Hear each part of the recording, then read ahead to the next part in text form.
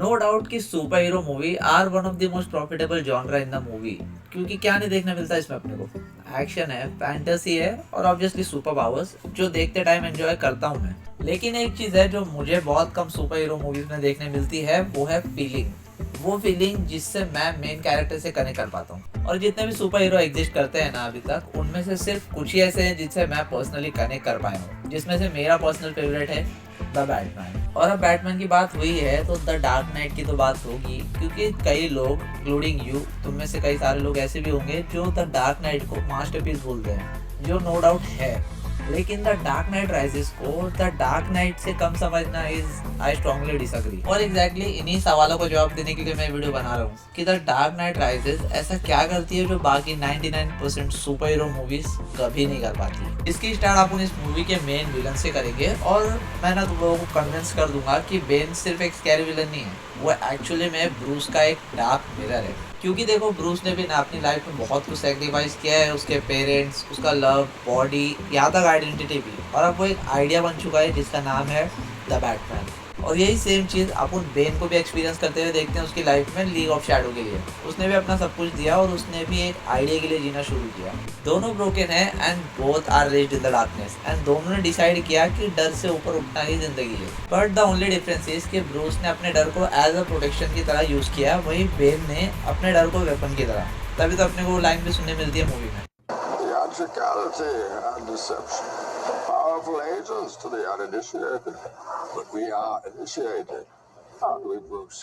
और ये लाइन इतनी केयरफुली लिखी गई है ना कि इस लाइन में अपने को वी देखने को मिलता है, जो अपने को बेन के पॉइंट ऑफ व्यू से समझ में आता है कि वो ब्रूस को अपना एक हिसाब से वेरिएंट समझता है, अपना इक्वल।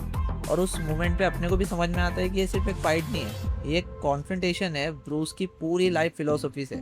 और अब बात करेंगे पिट वाले सीन के बारे में, क्यों जो मेरे हिसाब से पर्सनली बेस्ट फेज है इस मूवी का, क्योंकि यहाँ पे ब्रूस वेन द बैटमैन एक अंधेरे खड्डे में पड़ा हुआ है, खाली हुई बॉडी, टूटे हुए बैग के साथ, और बेन ने उसको यहाँ पे उठा के सिर्फ इसलिए फेंका है कि वो अपने शहर को टूटता हुआ देखे। और यहाँ पे उसको कोई सुपर पावर नहीं बचाती, कोई गैजेट नहीं, एल्फ्रेड नहीं, यहाँ पे सिर्फ अपने को एक लाइन सुनने मिलती है, You do not fear death.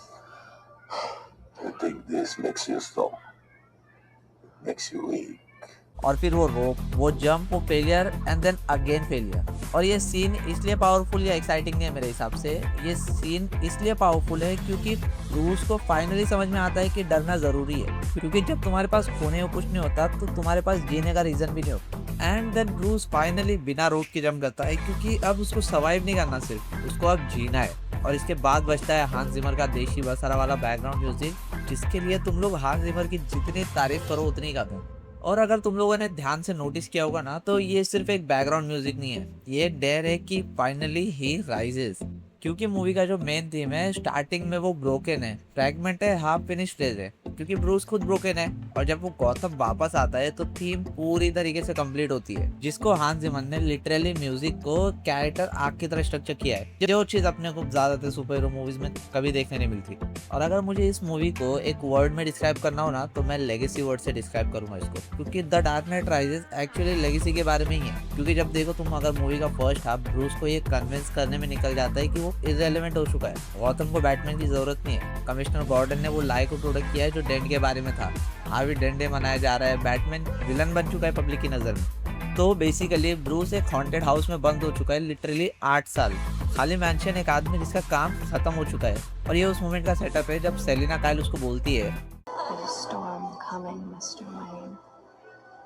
You and your friends better batten down the hatches, because when it hits, you're all gonna wonder how you ever thought you could live so large and leave so little for the rest of us. और ये line literally Bruce को shake कर देती है, क्योंकि ये true है। Legacy सिर्फ ये नहीं कि तुमने क्या बनाया है, लेगेसी ये भी है कि तुमने क्या छोड़ा है और किस लिए। और इसके बाद मैं इस बात पे भी आर्ग्यूमेंट करूंगा कि अल्फ्रेड का आई वॉच यू बर्न वाला मोनोलॉग इस डेकेड की किसी भी सुपर हीरो मूवीज में सबसे इमोशनली डेविस्टेटिंग मोमेंट है। क्योंकि अल्फ्रेड ने ब्रूस से कुछ नहीं मांगा ज्यादा लाइफ में अपने, सिर्फ ये कि वो जिए, वो एक नॉर्मल जिंदगी जिए, बच्चों की हंसी सुने, एक सुबह को मीनिंगलेसली स्पेंड कर दे, जिसके बाद ब्रूस उसको जाने देता है। और अगर तुम लोग ध्यान दोगे तो यहाँ पे बैकग्राउंड स्कोर बिल्कुल चुप हो जाता है, सिर्फ डायलॉग है, सिर्फ 2 लोग और वो साइलेंस।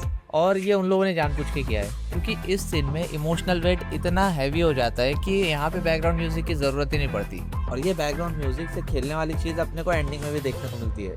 आई नो कि स्पॉइलर दे रहा हूँ, लेकिन अगर तुम लोगों ने नहीं देखी तो देख के आओ यार पहले।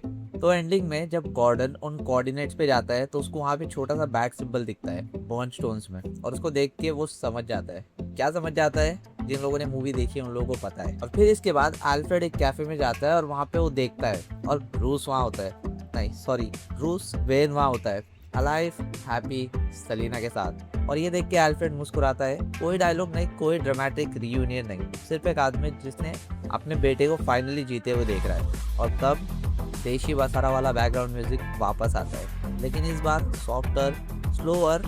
और अब ये विक्ट्री चैट नहीं है, ये रेजोल्यूशन है, पीस है। ये वो एंडिंग है जो हम सब डिजर्व करते हैं।